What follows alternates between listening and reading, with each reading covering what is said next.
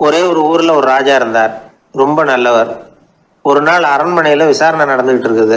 அதில் ஒரு வழக்கு. ஒரு விவசாயி புகார் கொடுக்குறார். என்ன புகார்னா, அவர் வயலில் ஆடுகள் மேய்ஞ்சி பயிரை அழிச்சுட்டுது. நிறைய உழைச்சி செலவு பண்ணி பயிரை உண்டாக்கி வச்சுருந்தேன், எல்லாம் போயிட்டுது. இனிமேல் நான் என்ன செய்யறது, நீங்கள் தான் சரியான தீர்ப்பு வழங்கணும் அப்படின்னார் அந்த விவசாயி. அந்த ஆடுகளுக்கு சொந்தக்காரர் யாருன்னு கண்டுபிடிச்சி அரண்மனைக்கு அழைச்சிட்டு வாங்கன்னு உத்தரவு போட்டார் ராஜா. சேவகர்கள் போனாங்க, ஆளை கண்டுபிடிச்சாங்க, கூப்பிட்டுக்கிட்டு அரண்மனைக்கு வந்துட்டாங்க. ராஜா விசாரணை பண்ணார். அப்புறம் விசாரித்து முடிச்சுவிட்டு தீர்ப்பு வழங்கினார். இந்த விவசாயி அடைந்திருக்கிற இழப்புக்கு ஈடாக உன்னுடைய ஆடுகளை அவங்ககிட்ட கொடுத்துட வேண்டியது அப்படின்னு சொல்லிவிட்டார். உன்கிட்ட இருக்கிற ஆடு பூரா அவன்கிட்ட கொடுத்துரு, அந்த ஆட்டுனால ஏற்பட்ட இழப்பு சரியாக போகட்டும் அப்படின்னு தீர்ப்பு வழங்கிட்டார். அந்த மன்னருடைய மகன் இதை பார்த்துக்கிட்டே உட்காந்துருந்தான். இந்த தீர்ப்பை இன்னும் கூட சிறப்பாக வழங்கலாமே அப்படின்னு நினைச்சான். அப்பா கிட்ட சொன்னான். உடனே அந்த அரசர், சரி நீயே இதுக்கு சரியான தீர்ப்பு சொல்லு அப்படின்னார். அந்த இளவரசன் தீர்ப்பு சொல்றான். அவன் சொன்ன தீர்ப்பு என்னன்னா, உங்ககிட்ட இருக்கிற ஆடுகள் எல்லாத்தையும் ஒரு வருஷ காலத்துக்கு அந்த விவசாயிகிட்ட ஒப்படைச்சிட வேண்டியது. அந்த ஒரு வருஷத்துக்குள்ள அந்த ஆடுகள் போடுற குட்டிகள், பால், எரு எல்லாம் விவசாயி எடுத்துக்க வேண்டியது. ஒரு வருஷத்துக்கு அப்புறம் உங்களுடைய ஆடுகளை நீங்களே திருப்பி வாங்கிக்க வேண்டியது. இதுதான் இளவரசன் சொன்ன தீர்ப்பு. இது சரியான தீர்ப்பு தான். இனிமே என்னுடைய அரச பொறுப்புகளை இளவரசர் வசம் ஒப்படைக்கிறேன் அப்படின்னு சொல்லி ஒப்படைச்சுட்டாராம். அதாவது தாவூத் நபி, சுலைமான் நபி இவர்களுடைய சரித்திரத்தில் இந்த சம்பவம் காணப்படுறதாக ஒரு நண்பர் சொன்னார். ஒரு தண்டனையை பெறுகிறவன் அதுக்கு பிறகு சமூகத்தில் நல்ல விதமாக வாழறதுக்கு வாய்ப்பு இருக்கிறது மாதிரி அமையணும் தீர்ப்பு. அதுக்கு இது ஒரு உதாரணம். சில தீர்ப்புகள் எப்படி அமைஞ்சு விடுதுன்னா, ஒரு தண்டனையை அனுபவித்து முடித்தவன் அதுக்கப்புறம் இந்த சமூகத்தில் நல்லவனாக வாழறதுக்கு நினைச்சா கூட அதுக்கு தகுதி இல்லாதவன் அப்படிங்கிற அளவுக்கு சூழ்நிலை அமைஞ்சிருது. இது சிந்திக்க வேண்டிய ஒரு செய்தி. இன்னொரு ஊரில் ஒரு ராஜா இருந்தார். அவர் ஒரு நாள் ஒரு போட்டி வச்சார். என்ன போட்டின்னா, அரண்மனை வாசலில் ஒரு பெரிய நீச்சல் குளம், அதில் நிறைய விஷப்பாம்புகள். எந்த இளைஞன் துணிச்சலாக அதில் நீச்சல் குளத்தில் குதிச்சு நீந்தி கரையேறி வர்றானோ அவனுக்கு 100 ஏக்கர் நிலம் பரிசாக வழங்கப்படும். அது வேணாம்னா 1000 ஆடுகள் பரிசாக வழங்கப்படும். அதுவும் வேணான்னா என்னுடைய மகளை கல்யாணம் பண்ணிக்கலாம். இதுதான் மன்னருடைய அறிவிப்பு. பரிசுலாம் நல்லா தான் இருக்குது. இருந்தாலும் பாம்புகள் உள்ள குளம்ங்கிறது நல்லா இல்லையே, அதனால் யாரும் அதில் குதித்து நீஞ்சறதுக்கு முன் வரல. இருந்தாலும் திடீர்னு ஒரு இளைஞன் அந்த நீச்சல் குளத்தில் குதிச்சான். நீந்தினா ஒரு வழியாக கரையேறி வந்துட்டான். மன்னருக்கு ரொம்ப மகிழ்ச்சி. நீ தான் தைரியமான இளைஞன், வா இப்படின்னு கூப்பிட்டார். கிட்ட வந்தான். அந்த இளைஞன் தண்ணீர் சொட்ட சொட்ட நிற்கிறான். சரி, உனக்கு 100 ஏக்கர் நிலம் வேணுமான்னு கேட்குறார். வேண்டாங்கிறான். சரி, அப்படின்னா 1000 ஆடுகள் வேணுமான்னு கேட்குறார். அதுவும் வேணாங்கிறான். ஓ, அப்படின்னா என் பொண்ணை கல்யாணம் பண்ணிக்கிறியா அப்படின்னு கேட்குறாரு. அதுவும் வேணாங்கிறான். ராஜாவுக்கு ஒன்றும் புரியல. அப்படின்னா உனக்கு என்னதான் வேணும் அப்படிங்கிறார். என்னை பிடிச்சி இந்த குளத்துல தள்ளி விட்டவன் யாருங்கிறது. வாழ்க்கையில வெற்றி பெற என்ன வழி? இது ஒரு முக்கியமான கேள்வி. இதுக்கு எல்லாரும் பொதுவாக சொல்ற ஒரு பதில், உழைச்சா வெற்றி பெறலாம் அப்படிங்கிறது தான். வாழ்க்கையில வெற்றி பெற உழைப்பு மட்டும் இருந்தா போதாது, நேர்மையும் வேணும் அப்படிங்கிறார் பால் ஹாஃப்மேன். இவர் யார் தெரியுமா? இவர் ஒரு பெரிய பொருளாதார நிபுணர். 2வது உலகப் போர் முடிஞ்ச சமயம் அப்போ இவர் அமெரிக்காவின் நிதி ஆலோசகராக இருந்தார். தன்னுடைய வாழ்க்கையில நடந்த பழைய நிகழ்ச்சி ஒன்று அவர் சொன்னார். இளம் வயசுல படிச்சு முடிச்சதும் அவர் வேலை தேடிக்கிட்டு இருந்தாராம். அப்போ ஒரு கால்நடை வைத்தியர்கிட்ட போய் வேலை கேட்டிருக்காரு. இவர் அங்கே போன சமயத்தில் அந்த டாக்டர் தன்னுடைய பழைய கார் ஒன்றை விற்பனை செய்யறதுக்காக வேற ஒருத்தர்கிட்ட பேரம் பேசிக்கிட்டு இருந்தார். வாங்க வந்தவர் இவர்கிட்ட அந்த காரை பற்றின விவரம்லாம் கேட்டுக்கிட்டு இருந்தார். கார் நல்ல நிலைமையில் இருக்குமா அப்படிங்கிற கவலை அவருக்கு. எல்லா விவரங்களையும் கேட்டுக்கிட்டு அவர் கடைசியாக சொன்னார், டாக்டர், இந்த காரை நீங்களே என்னுடைய ஊருக்கு ஓட்டிட்டு வர வேண்டியது. கார் எந்த ரிப்பேரும் ஆகாமல் என்னுடைய ஊருக்கு சேர்ந்துட்டுதுன்னா அங்கேயே நான் பணம் கொடுத்து இந்த காரை வாங்கிக்கிறேன் அப்படின்னார். நம்ம கார் அவ்வளோ தூரத்துக்கு வழியில் எந்த கோளாறும் இல்லாமல் போய் சேருமா அப்படிங்கிற சந்தேகம் டாக்டருக்கு. அவர் என்ன செஞ்சார் தெரியுமா? தன்கிட்ட வேலை கேட்டு வந்திருந்த இளைஞர் பால் ஹாஃப்மேனை கூப்பிட்டார். அவர்கிட்ட சொன்னார், இதை பாருப்பா, இந்த காரை நீ அவருடைய ஊர் வரைக்கும் நல்லபடியாக ஓட்டிகிட்டு போய் சேர்த்துட்டீன்னா உனக்கு நான் வேலை கொடுத்து விட்றேன். அது மட்டும் இல்லை, காரு விற்கிற தொகையில் கமிஷனும் கொடுக்குறேன், என்ன சம்மதமா அப்படின்னு கேட்டார். ஹாஃப்மேன் யோசனை பண்ணார். அதுக்கப்புறம் சரின்னு சொல்லி சம்மதிச்சார். கொஞ்ச நேரத்தில் அவரும் கார் வாங்க வந்தவரும் புறப்பட்டாங்க. இவர் ரொம்ப சிரமப்பட்டு வழியில் எங்கேயும் நிறுத்தாமல் காரை ரொம்ப சாமர்த்தியமாக ஓட்டிகிட்டு போய் சேர்த்துட்டார். இவரை அழைச்சிக்கிட்டு வீட்டுக்குள்ளே போனார். அப்புறம் கேட்டார், இதை பார்ப்பா, இப்போ சொல்லு, இந்த காரோட நிலைமை இப்போ எப்படி இருக்குது? உண்மையிலேயே இது நல்ல நிலைமையில் இருக்குதா? உன்னுடைய மனசாட்சிப்படி பதில் சொல் அப்படின்னார். இவரும் உடனே காரு நல்ல நிலைமையில தான் இருக்குது அப்படின்னு சொல்கிறதுக்கு வாயை திறந்தார். அதுக்குள்ள பார்வை எதிரில் உள்ள சுவர் மேலே பட்டுது. அங்கே இயேசுநாதர் படம் ஒன்று மாட்டியிருந்தாங்க. அதுக்கு அடியில் எழுதியிருந்த வாசகம் என்னன்னா, நீ பேசும் ஒவ்வொரு வார்த்தையையும் இயேசு கவனித்து கொண்டிருக்கிறார் அப்படின்னு இருந்தது. அந்த வரிகளை பார்த்தார். உடனே காரு சரியில்லை அப்படிங்கிற உண்மையை சொல்லிவிட்டார். இவர் இப்படி சொன்னதும் இவரை ரொம்ப ஆச்சரியமாக பார்த்தார். இவர்கிட்ட இருந்த நேர்மை அவரை சிந்திக்க வச்சது. உன்னுடைய நேர்மையை பாராட்டுறேன், உனக்கு கமிஷன் கிடைக்கணுங்கிறதுக்காகவே நான் இந்த காரை வாங்கிக்கிறேன்னார். இப்போ அவர் திகைச்சு போய் நின்னார். மறுபடியும் அவர் சொன்னார், நீ காரை ஓட்டிகிட்டு வரும்பொழுதே உன்னுடைய திறமையை பார்த்தேன், உனக்கு விருப்பம் இருந்தால் நீ என்கிட்டயே வேலைக்கு சேர்ந்துடலாம் அப்படின்னார். பால் ஹாஃப்மேன் அவர்கிட்ட வேலைக்கு சேர்ந்தார். படிப்படியாக முன்னேறினார். கடைசியில் பார்த்தீங்கன்னா அமெரிக்காவுடைய நிதி ஆலோசகராக ஆனார். அதுக்கப்புறம் அவர் அந்த பழைய சம்பவத்தை எப்பவும் மறக்கிறதில்ல, அடிக்கடி சொல்கிறது உண்டு. அதனால் இதிலேருந்து நாம் தெரிஞ்சுக்க வேண்டியது என்னென்னா, வாழ்க்கையில் முன்னுக்கு வரணும்னா உழைப்பு மட்டும் போதாது, நேர்மையும் வேணும். ஆனால் இந்த காலத்தில் சிலருடைய நேர்மை நமக்கு ஆச்சரியமாக கூட இருக்கும். ஒருத்தர் புஸ்தக கடை வச்சுருந்தார். ரொம்ப நேரமாக தேடி ஒரு புத்தகத்தை கையில் எடுத்தார். அதுக்கு பில் போட சொன்னார். அந்த புத்தக கடைக்கு வந்த இன்னொருத்தர் பில் போடுறவர், சார் இந்த புத்தகம் மகா அறுவை, மகா மட்டம், இது வேணாம் உங்களுக்கு, வேற ஏதாவது ஒன்று பாருங்கன்னார். புத்தக கடை வச்சிருக்கிறவரே இப்படி சொன்னார். வாங்க வந்தவர் இவர் ஆச்சரியமாக பார்த்தார். உங்கள் நேர்மையை பாராட்டுறேன், அது சரி, இந்த புத்தகத்தை ஏற்கனவே நீங்கள் படித்து பார்த்துட்டீங்களான்னு கேட்டார். அதை படித்து வேற பார்க்கணுமான்னார்.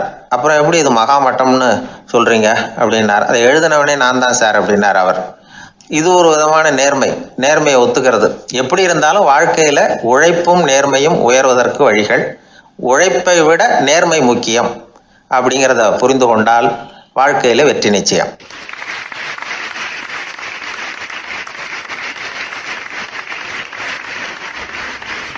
எனக்கு ஒரு நண்பர், அவர் ஒரு வழக்கறிஞர். ஒரு நாள் அவர்கிட்ட பேசிக்கிட்டு இருந்தேன். அப்போ கேட்டேன், ஏன் சார் நீங்கள்லாம் கோர்ட்டில் வாதாடுறப்போ கருப்பு நிற அங்கி அணியிறீங்களே, அதுக்கு என்ன காரணம்? சட்டத்துக்கும் கருப்பு கலருக்கும் என்ன சம்பந்தம் அப்படின்னு கேட்டேன். அது ஒரு சுவாரஸ்யமான கதைன்னார் அவர். சொல்லுங்களேன் அப்படின்னு அவர் சொன்னார். கிபி 1694 வருஷத்தில் இங்கிலாந்து அரசி 2வது மேரிங்கிறவர் இறந்து போனார். அந்த ராணியோட கணவர் 3ஆம் வில்லியம், அவரு ஒரு உத்தரவு போட்டாராம். அரசியோட மறைவுக்கு அனுதாபம் தெரிவிக்கிற வகையில் வழக்குரைஞர்கள் எல்லாரும் கருப்பு நிற அங்கி அணியணும் அப்படின்னு. அன்னைக்கு ஆரம்பித்த அந்த பழக்கம் அதுக்கப்புறம் மாறவே இல்லையாம், இன்னைக்கும் தொடருது. வழக்குரைஞர்கள்லாம் முதல்ல கருப்பு அங்கி மட்டும்தான் அணிஞ்சாங்களாம். அதில் ஒரு சின்ன சங்கடம், ஏற்கனவே உடம்பு கருப்பாக இருக்கிறவங்க அதுக்கு மேலே கருப்பு ட்ரெஸ் வேற போட்டுக்கிட்டா முகம் பளிச்சுன்னு தெரியாது இல்லையா? அதனால் முகம் பளிச்சுன்னு தெரியறதுக்காக அவங்கெல்லாம் வெள்ளை நிற பட்டியை அணிய ஆரம்பித்தாங்களாம். இப்படி தான் இங்கிலாந்தில் அந்த பழக்கம் ஆரம்பமாயிருக்குது. அந்த சமயத்தில் இந்தியாவை ஆண்டது பிரிட்டிஷ்காரங்க தானே, அதனால் இங்கேயும் அந்த பழக்கம் அப்படி நடைமுறைக்கு வந்துட்டுது. அதே மாதிரி சர்ச்சிலின் மூதாதையரான மார்ல்பரோ பிரபுவின் ஞாபகார்த்தமாக நீதிபதிகள் இந்த வெள்ளை குள்ளாய் அணிகிற முறை பழக்கத்துக்கு வந்துதான். இதுதான் என்னுடைய நண்பர் சொன்ன தகவல். இங்கிலாந்தில் நீதிமன்றம்ங்கிறது ரொம்ப மதிப்புள்ளது. அந்த அளவுக்கு சட்டத்துக்கு அங்கே மரியாதை. அங்கே நடந்த ஒரு சுவாரஸ்யமான நிகழ்ச்சியை ஒரு சகோதரி எழுதி அனுப்பியிருந்தாங்க. அவங்க அப்பா நீதித்துறையை சேர்ந்தவரா, அவர் சொன்னதான் இது. அவங்க எழுதி அனுப்பியிருந்த விஷயம் என்னென்னா, அங்கே ஒரு கேஸில் ஒரு முக்கியமான தீர்ப்பு வழங்க வேண்டி இருக்குது. ஜட்ஜு, பாரட்லா படித்த பெரிய பெரிய வக்கீல்கள், ஜூரி எல்லாருமா கூடி அந்த கேஸை பற்றி விவாதிக்கணும். சுமாராக 40 பேர்.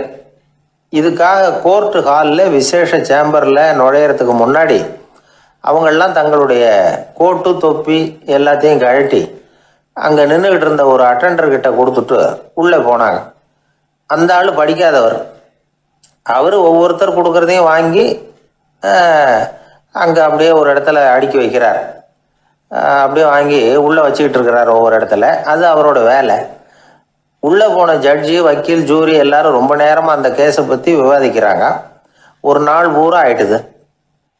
அவ்வளவு தீவிரமாக அக்கு வேறு ஆணி வேறைய பிச்சு உதறி இருக்கிறாங்க. ஒரு வழியாக 13 மணி நேரம் கழித்து வெளியில் வந்திருக்கிறாங்க. ஒவ்வொருத்தராக வர வர அந்த அட்டெண்டரும் அவங்கவுங்க கோட்டு தொப்பியை அவங்கக்கிட்ட எடுத்து ரொம்ப மரியாதையாக திருப்பி கொடுத்துக்கிட்டு இருக்கிறார்.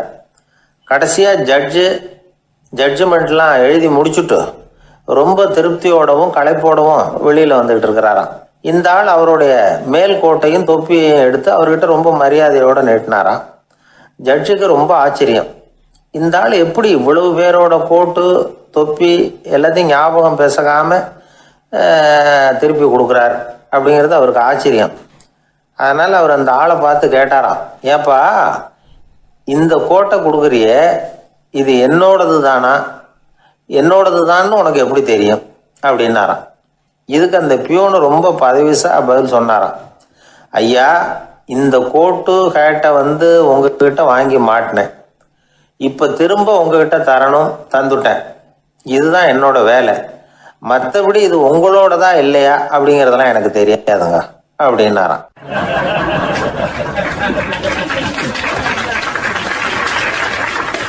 அன்பா இருக்கணும்னு அநேக பெரியவங்க சொல்லியிருக்கிறாங்க. நாமளும் அதை கேட்டுவிட்டு அன்பு காட்டுறதுக்கு தயாராக தான் இருக்கிறோம். அதை வாங்கிறதுக்கு தான் ஆளை காணும். இருந்தாலும் அன்புல எத்தனையோ வகை உண்டு. அதை சரியாக புரிஞ்சுக்கிட்டு அதுக்கப்புறம் அன்பு காட்ட ஆரம்பிக்கணும். வகையை புரிஞ்சிக்காமல் அன்பு காட்டினா வம்புல மாட்டிக்க வேண்டியது தான். அன்புன்னா சாதாரணமாக நினச்சி விடாதீங்க. அதில் எவ்வளோ விதம் தெரியுமா? இரக்கம், கருணை, காருண்யம், பந்துத்துவம், பட்சம், பாசம், நேசம், விசுவாசம், அபிமானம், காதல், பக்தி, இப்படி பல விதமாக அதை பற்றி சொல்லி வச்சிருக்கிறாங்க பெரியவங்க. இந்த வார்த்தைகள்லாம் நாம் கேள்விப்பட்டது தான்.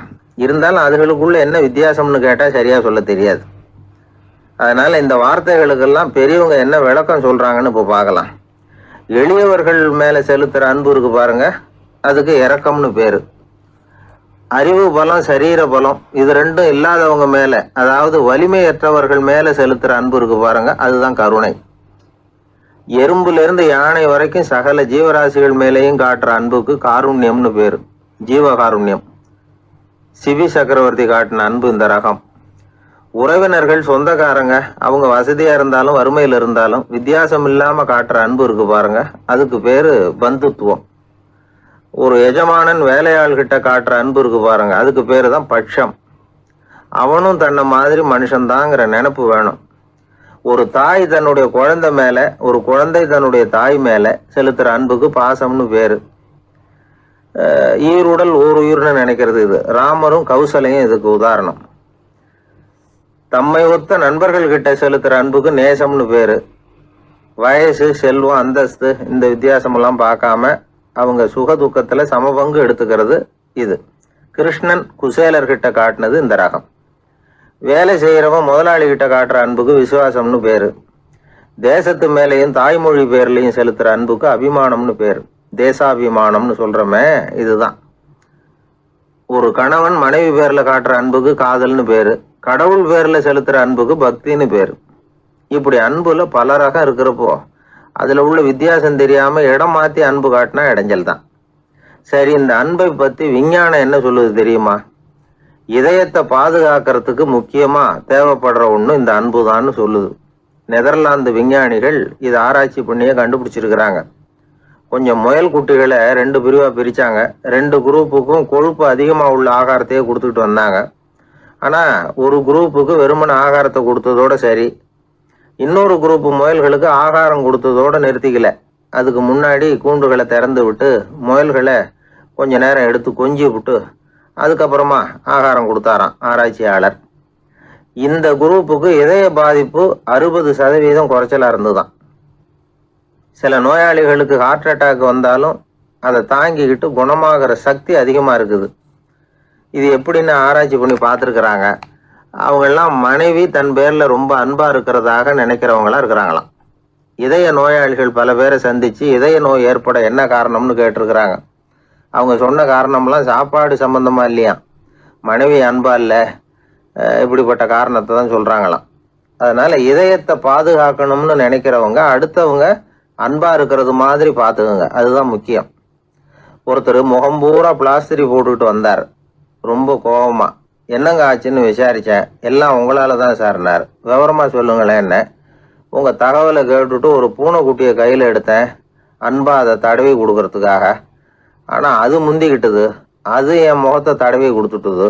முகம் பூரா நகை கீறல். அதுதான் இப்படி அப்படின்னார். அன்புல அறிவு சேராததுனால வந்த கோளாறு இது.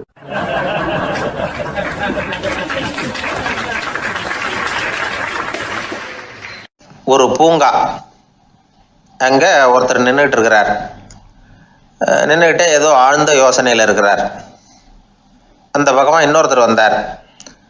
இவரை கவனிச்சார். என்ன யோசனைன்னு கேட்டார். எப்படி எழுந்திருக்கிறதுன்னு யோசனை பண்ணிட்டு இருக்கிறேன்னாரு அவர். கேட்டவருக்கு ஒரு மாதிரி ஆயிட்டுது. ஏற்கனவே நின்றுகிட்டு இருக்கிற ஒருத்தர் எப்படி எழுந்திரிச்சு நிற்கிறதுன்னு யோசிக்கிறாருன்னா அது ஆச்சரியம் தானே. அதுக்கப்புறம் இவர் யோசிக்க ஆரம்பிச்சார், என்ன இவர் இப்படி பேசுறாரு அப்படின்னு. கீழே விழுந்தா தானே எழுந்திரிச்சு நிற்க முடியும். அதனால எழுந்திரிக்கணும்னு நினைக்கிறவங்க முதல்ல கீழே விழணும். இவர் முதல்ல கீழே விழணும், அதுக்கப்புறம் தான் எழுந்திருக்கிறது எப்படின்னு சிந்திக்க முடியும். இந்த உலகத்துல எல்லாருமே கீழே விழுந்து எழுந்தவர்கள் தான். இப்போ இந்த குழந்தை பருவத்தில் கீழே விழாம நடைபயில கற்றுக்கிட்டவங்க யாராவது உண்டா? சின்ன வயசுல ஒரு தடவை கூட கீழே விழலை சார், அப்படியே பிறந்தார் வளர்ந்தார் பெரியவர் ஆயிட்டார் அப்படின்னு யாரையும் சொல்ல முடியாது. அதனால மனுஷங்கிறவன் விழுந்து புரண்டு எழுந்து தான் நடக்க கத்துக்கிறான். ஒரு உண்மையை நாம எல்லாரும் புரிஞ்சுக்கணும். இந்த உலகத்துல தவறு செய்யாத மனிதர்களே யாரும் கிடையாது. அப்படி இருக்கிறப்போ எப்போதாவது நாம தவறு பண்ணிவிட்டோம்னா அதுக்காக மனசு உடைஞ்சு போயிடக்கூடாது, வாழ்க்கையில வெறுப்பு வந்துடக்கூடாது. ஒரு தவறு நடந்துட்டுதா அதுக்காக மனசு உடைஞ்சு போடாதீங்க, அதை ஒரு பாடமா எடுத்துக்கங்க. அதே தவறு மறுபடியும் நடக்காம வேணும்னா பார்த்துக்கலாம், அது போதும். தடைக்கல்ல படிக்கல்லாம் மாத்திக்கணும், இதுதான் இதுல முக்கியம்.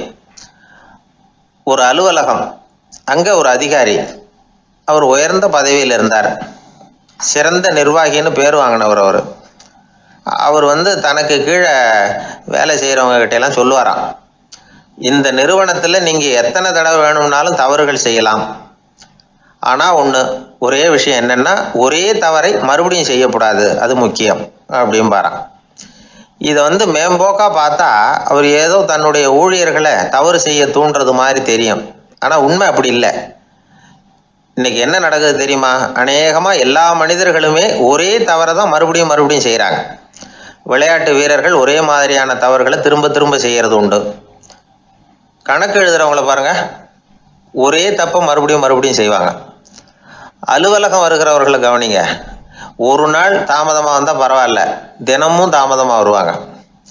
இது மாதிரி செய்த தவறையே திரும்ப திரும்ப செய்யறதுக்கு என்ன காரணம் அப்படின்னா சோம்பல், ஞாபக மறதி, கவனக்குறைவு, தன்னுடைய திறமை பேரில் அளவுக்கு மீறிய நம்பிக்கை, இப்படி இதில் ஏதாவது ஒரு காரணமாக இருக்கலாம் அப்படிங்கிறாங்க இது பற்றி ஆய்வு செய்கிற வல்லுநர்கள். ஒரு தடவை செஞ்ச தவிர மறுபடியும் செய்யறது இல்லைன்னு முடிவு செஞ்சுக்கிட்டு அதை செயல்படுத்த கற்றுக்கணும், அது போதும், வாழ்க்கை வெற்றிகரமாக அமையும் அப்படிங்கிறாங்க அந்த அனுபவசாலிகள். அதனால வெற்றிகரமாக வாழ்க்கையில் நடைபோட விரும்பும் இளைஞர்கள் தவிர்க்க வேண்டியது என்னன்னா, முதல்ல சோம்பலை தவிருங்கள், சுறுசுறுப்பாக இயங்குங்கள் அப்படிங்கிறது அவங்க அறிவுரை. ரெண்டாவது ஞாபக மறதி, எந்த செயல்லையும் ஈடுபாடு வேணும், அக்கறை வேணும். மூணாவது கவனக்குறைவு, எதையும் அலட்சியப்படுத்தக்கூடாது. நாலாவது என்னால முடியாதது எதுவுமே கிடையாது அப்படிங்கிற அளவுக்கு மீறிய நம்பிக்கை, அது ஆபத்துல கொண்டு போய் விட்டுரும். அதனால முதல் தவறு உங்களுக்கு ஒரு பாடமா அமையணும். ஒரு மனிதர் அவர் தன்னுடைய 2 காதுலையும் கட்டு போட்டுக்கிட்டு வந்தார். அவருடைய நண்பர் அதை கவனிச்சுட்டார். என்ன சார் ஆச்சு, 2 காதுலையும் கட்டு போட்டுருக்கீங்களே அப்படின்னு விசாரிச்சார். ஒண்ணுமில்லை சார், வீட்டில் ரொம்ப ஆர்வமா டிவியில் கிரிக்கெட் மேட்ச் பார்த்துக்கிட்டு இருந்தேன். அப்போ என்னுடைய மனைவி துணிகளுக்கு அயர்ன் பண்ணிட்டு இருந்தாங்க. அயர்ன் பாக்ஸை அப்படியே வச்சுட்டு அடுப்பங்கரைக்கு போயிட்டாங்க. அந்த சமயம் பார்த்து டெலிஃபோன் பண்ணி அடிச்சுது. அவசரமா ஓடி போய் அதை எடுத்து காதில் வச்சேன். அப்போதான் தெரியும் அது அயர்ன் பாக்ஸுங்கிற விஷயம். சூடா இருந்ததா, சுட்டு விட்டுது அப்படின்னாரு. ஒரு காது சரி சார், 2 காதும் ஏன் அப்படி ஆச்சு அப்படின்னு கேட்டார். அதே ஆளு மறுபடியும் ஃபோன் பண்ணா சார் அப்படின்னாரு. இவர் எவ்வளவு தூரம் யோசிச்சிருப்பாரு பாருங்க. அதனால ஒரு தவறு மறுபடியும் நடக்கக்கூடாது. முதல் தவறு உங்களுக்கு ஒரு பாடமாக அமையட்டும் அப்படிங்கிறது தான் இதுல இருந்து நாம தெரிந்து கொள்ள வேண்டிய கருத்து. அதனால தவறுகள் அதெல்லாம் தடைக்கெல்லாம் நினைக்க வேண்டாம், படிக்கெல்லாம் நினைப்போம்.